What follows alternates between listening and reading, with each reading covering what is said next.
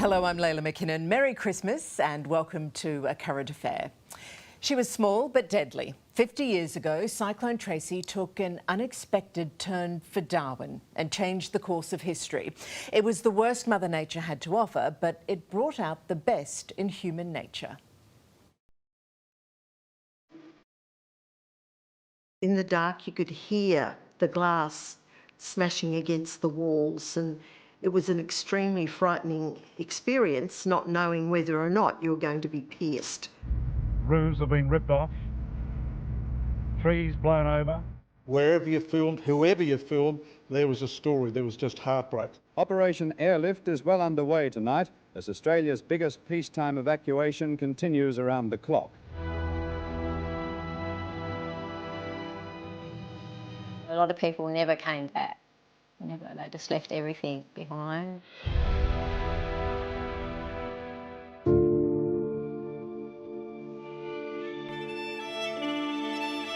When the children of Darwin woke up this morning, there were presents under the Christmas tree and a full day of festivities ahead.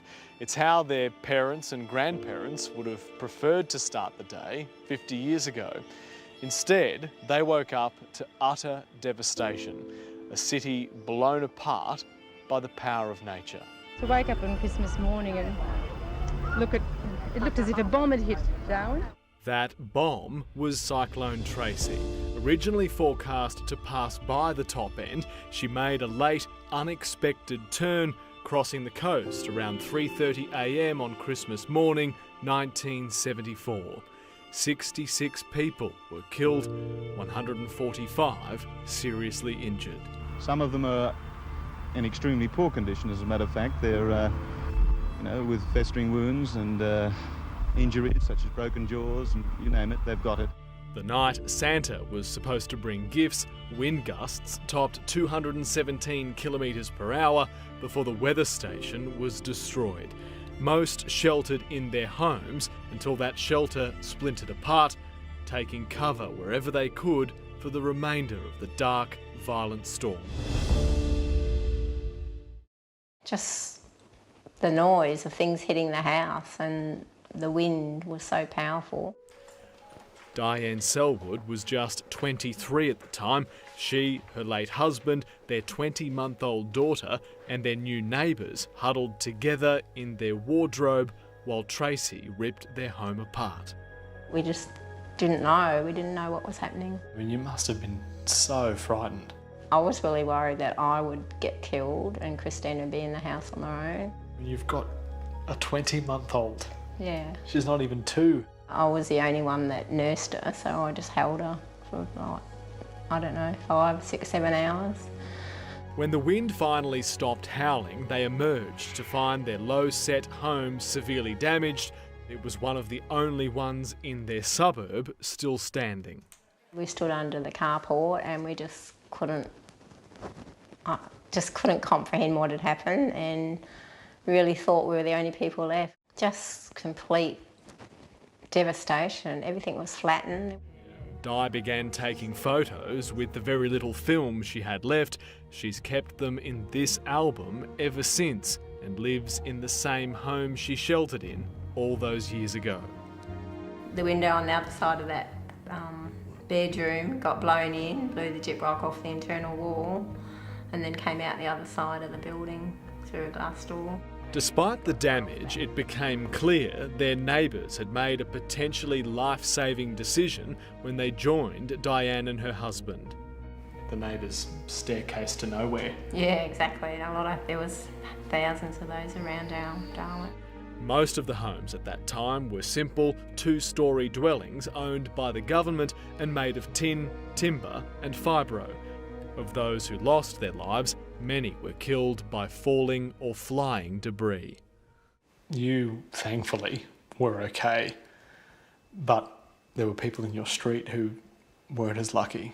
Yeah, unbeknownst to us, a whole family about 5 houses away, a young family with a toddler and a baby died, and I believe there was 2 at the end of the crescent, and one of them was from New Zealand.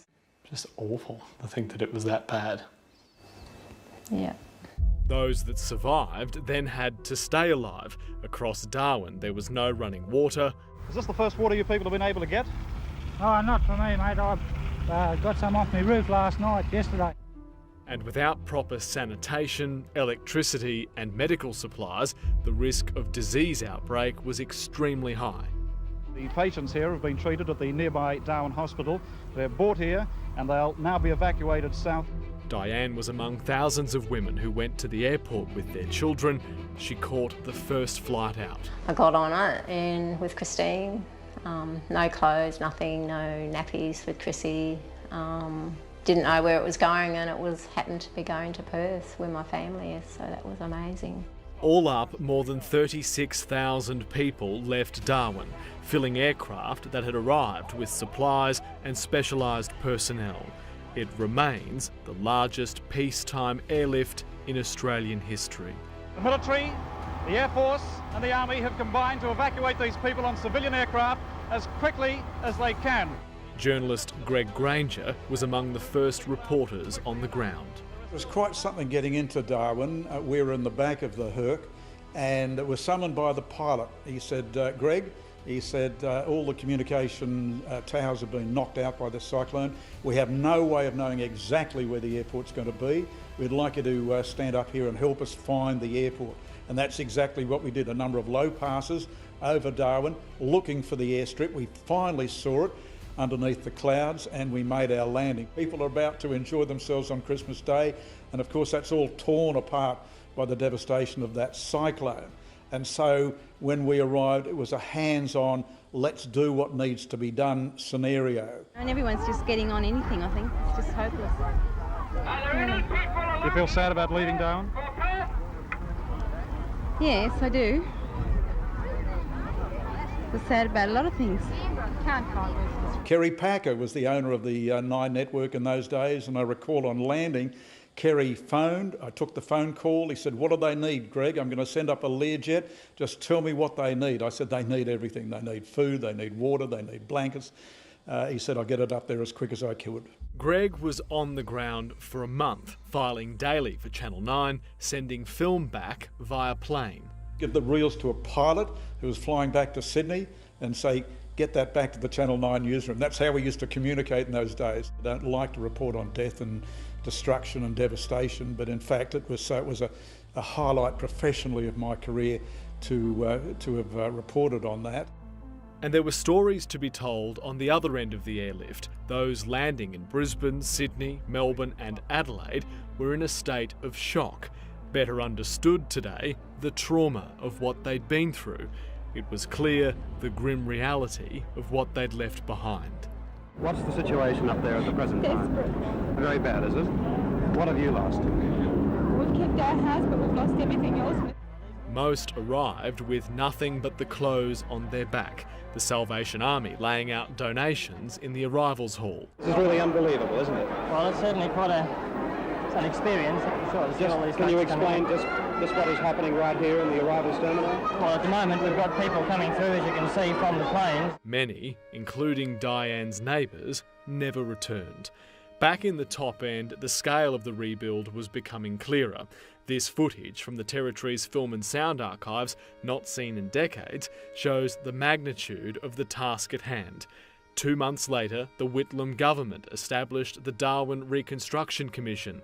It set out to rebuild the city within 5 years. They did it in 3.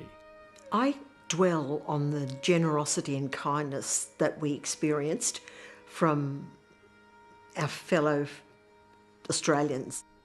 Unlike the vast majority of women living in Darwin, Yvonne Falk, a trainee nurse, was required to stay in the top end. Well, because I worked all day, I didn't realise that the cyclone had shifted and was coming directly towards us. I saw emergency services putting up arc mesh in the front of the hospital to protect the glass. And that's when I realised this is for real, this is going to come and get us. Yvonne went to the nurses' quarters where she'd been living, then to a Christmas party at a colleague's place. It was very windy, rainy, but we still thought we'd be okay. But as the hours progressed, we realised it was pretty bad. We stayed in one of the bedrooms, crawled under the bed, had the mattress on it, and we sort of tried to protect ourselves as best we could. During the eye of the storm, Yvonne recalls neighbours came to check on the home she was in and invited them to join some other residents in a house across the road. I don't believe the house that we moved into was any better or different design than the house we were in. But somehow it was the one that survived. When you have a look at where you were and then see how bad the damage was, you realise that you're extremely lucky and that you could be another statistic. Because looking at what was left of the house you had been in, it would have been much different. Very different. Just this lonely door standing left. Yes. Incredible. I know. Yeah. And I mean, you look at that, and to think that you almost spent the second half of the storm in that house is quite a terrifying thought. We were pretty lucky that the people came and got us. In the morning, Yvonne went straight to her family home. It too had been ripped apart. Unable to make contact with her relatives, she did what any good nurse in training would do. She went to work. They put me to help out in one of the wards to sweep out water from the wards in the maternity ward. That was just one of the many jobs that we had to try and get the ward in some state for receiving of patients. We collected rainwater, which we're using for washing. We've got plenty of tin fruit juice, fortunately, which we're using as, instead of water at the moment. So you're only just getting by? We're getting by. It wasn't just nurses and doctors, it was everybody was an integral member of the team, and they were all pitched in and did as much as they could, and they were wonderful. You know, if somebody had 2 shirts, they would give one to another person who had nothing. 5 decades on, these ruins of the old town hall have been preserved as a reminder in the heart of Darwin City. But Tracy left a legacy for all of cyclone-prone Northern Australia. Better building standards were introduced, cyclone warning systems were improved. Tracy set the bar, so when stronger cyclones like Larry hit far north Queensland in 2006, there were no casualties. When cyclones come, we all need to take it seriously because you just don't know if it's going to turn the corner and come and visit you. How does it sit with you now? A lot of people have bad memories about it, but I'm okay about it now. But yeah, I still get a bit emotional, I guess. It showed us the strength and resilience of Australian people, that they lived through that, they suffered through that, they survived that, and they've got on with their life. Darwin's a better place. The people of Darwin, the people who lived through that, are better and stronger for that devastating cyclone.